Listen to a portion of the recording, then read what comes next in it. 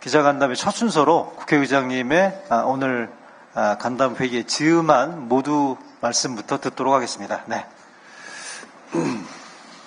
네, 여러분 반갑습니다. 기자간담회 모두 발언하기 전에 요즘 제가 사람들 만나면서 취임한 지 딱 반 됐습니다. 그랬더니 그것밖에 안 됐어요. 한 2, 3년을 한 것 같은데 그런 얘기들을 많이 하더라고요.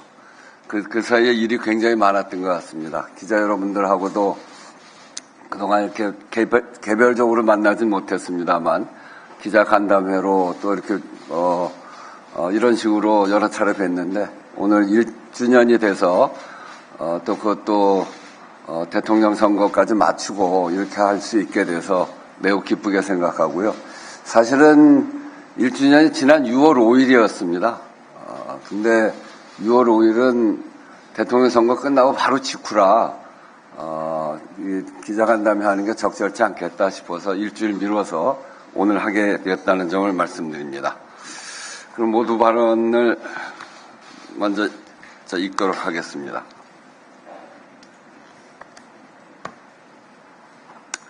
언론인 여러분 반갑습니다. 비상계엄부터 조기 대선까지 워낙 많은 일을 겪은 터라 우리 언론인 여러분들도 정말 고생이 많으셨습니다. 그동안 고생하신 여러분께 서로 박수 한번 크게 치면서 시작하시죠.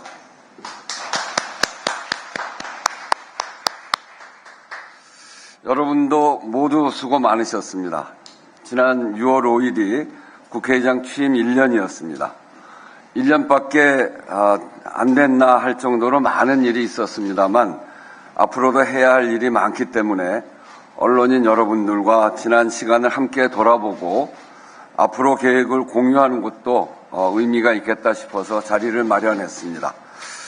돌아보면 역시 가장 큰 일은 12.3 비상계엄 사태에 맞서서 국가적 위기를 극복하는 과정이었던 것 같습니다.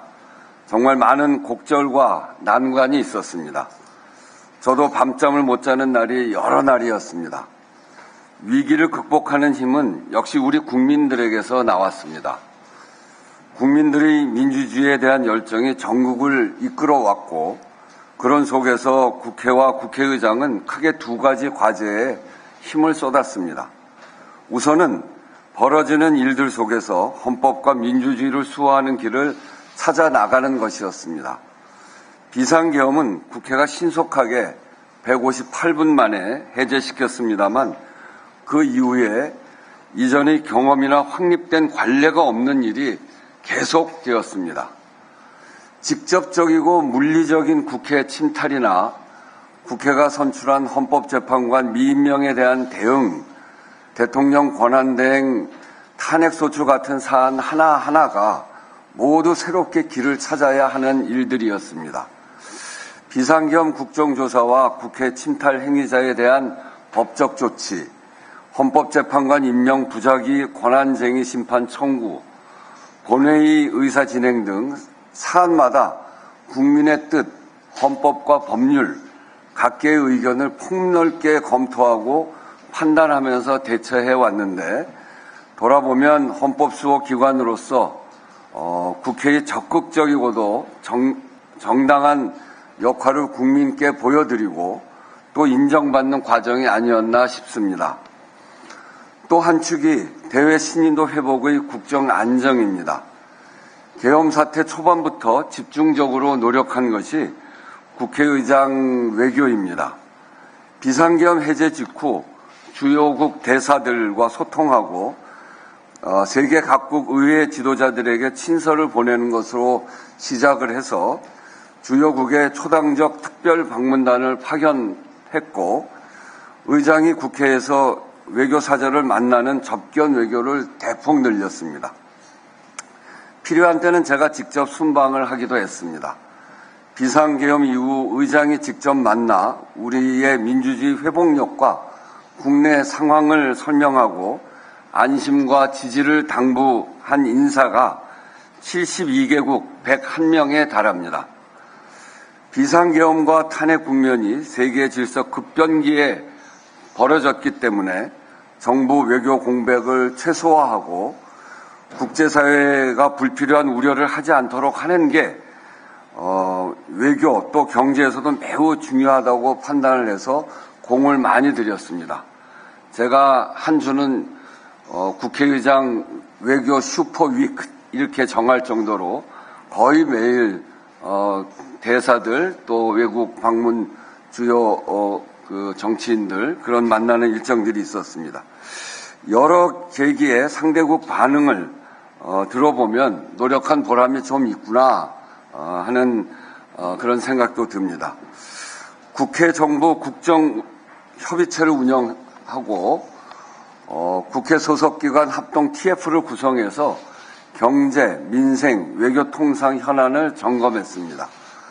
의장 외교와 더불어 국회가 국가 위기 상황에 선제적으로 전방위 대응을 하기 위한 노력의 일환으로 말씀드릴 수 있겠습니다. 국회의장 취임 때부터 여러 계기마다 국민께 약속드린 게 있습니다. 의장으로서 다짐하기도 했는데 갈등하고 정쟁하더라도 합의된 기준은 지키고 국민들이 있는 현장과 민심에 밀착한 국회를 만들어 보자고 한 것이었습니다.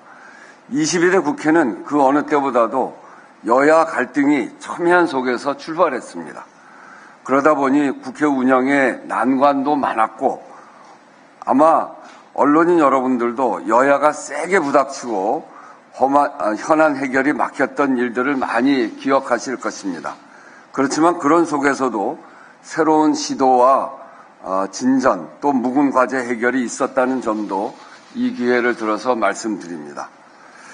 국회 사회적 대화를 안착시켜 가고 있습니다. 지난 10월부터 논의를 시작해서 혁신, 보호, 상생을 주제로 실무 체계를 정례화해서 가동 중에 있고 법제화를 통해 국회에 상시기구를 두는 것까지 준비하고 있습니다. 친환경 기후국회, 기후위기 전면 대응화도 처음 시작된 일입니다. 기후특위의 입법권과 예산 의견 개진권을 부여했고 국회 탄소 중립 로드맵을 수립해서 다음 주에 선언식을 앞두고 있습니다. 국회 세종의사당을 아리백을 실현하는 건물로 건립할 예정인데 그럴 계획인데 제 임기 내에 설계 공모를 마치고 조감도를 제시한 것까지가 목표입니다. 국민연금 모수개혁과 AI 기본법 제정은 시급한데도 길게 끌어온 입법을 성사시켜서 다음 단계로 넘어간 의미가 있습니다. 국민연금은 구조개혁, AI 기본법은 법 내용 구체화와 실효성을 높이는 과정이 남아 있습니다. 중요한 미래 이제인 만큼 책임 있게 앞으로도 챙겨나가겠습니다. 과제나 의제 말고도 역점을 둔 것이 태도와 문화입니다. 이견에 대한 존중과 대화가 국회 운영, 민주주의 기본인데 아시다시피 어려움이 참 많았습니다. 의장으로서는 대화와 중재, 국회법 질서라는 두 축으로 국민에게 이로운 방향을 찾으려고 여러 노력을 했습니다. 이제 여야 정당 모두 국민께 새로운 모습을 보여야 하는 때인 만큼 국회의장도 기대하고 있습니다. 앞으로도 할 일이 많습니다. 나라 전체로 보면 민생과 경제, 외교 통상 등 대내적 위기에 적극적으로 대처해 국민의 삶을 안정시켜 가야 합니다. 국회와 정부가 잘 협력해서 국가적 역량을 모아야 하는 위기 극복 과정의 2단계라고 할 수 있을 텐데 당장 시급한 추경부터 적극적 역할과 책임을 다하겠습니다. 민주주의를 바로 세우고 더 단단히 하는 일도 계속되어야 합니다. 우선 비상계엄 사태를 거치면서 지난 1년이 상권 분립의 한 축으로서의 국회의 존재를 국민 속에서 확실하게 인정받은 한 해였다면 지금부터는 제도적으로나 문화적으로나 명실상부하게 상권 분립이 실현될 수 있도록 국회의 권한과 기능을 강화하는 것이 중요하다고 판단합니다. 민주주의를 지키는 것을 넘어서 국민의 삶을 변화시키고 나라 전체의 민주주의의 질서가 안정적으로 돌아가는데 국회가 더 적극적, 구조적으로 역할을 해야 한다는 뜻입니다. 필요한 조치들을 검토하고 있습니다. 상권 분립에서 국회의 기본 역할은 입법과 예산 심의입니다. 입법 역량과 의정 지원 강화, 예산 심의 내실화를 위해서 조직과 인력 확충, 제도 개혁 등 조직과 인력 확충, 제도 개혁 등을 추진할 계획입니다. 어떤 상황에서도 국회 기능을 유지할 수 있도록 국회 경비, 경호 체계 개편도 추진하고 있습니다. 아울러 국회개혁자문위원회를 조속히 구성할 것입니다. 원 구성과 상임위 배분, 법사위 개선, 교섭단체 요건 등을 비롯한 국회개혁을 꼭 추진해 나가겠습니다. 민주주의 확장에서 개헌도 중요한 과제입니다. 신임 대통령께서도 확고한 의지가 있는 만큼 정부와 협의하고 제 정당을 비롯한 국회 안팎의 논의를 모아가겠습니다. 마지막으로 나라의 정체성을 튼튼히 지키는 일입니다. 그동안도 독립운동이나 과거사 같은 역사 문제와 보훈 관련해서 국회의장이 적극적인 목소리를 내왔는데 역사적 사회적으로 확립된 정체성은 국민 통합의 뿌리입니다. 국회 차원에서 광복절 전야제 행사와 국회 도서관 앞에 독립기념광장 조성을 추진하고 있습니다. 국회가 민주주의 최후의 보루라는 책무를 다짐하는 상징물도 조성합니다. 여러 말씀을 드렸는데 남은 임기 동안 개인적인 각오나 바람이 있다면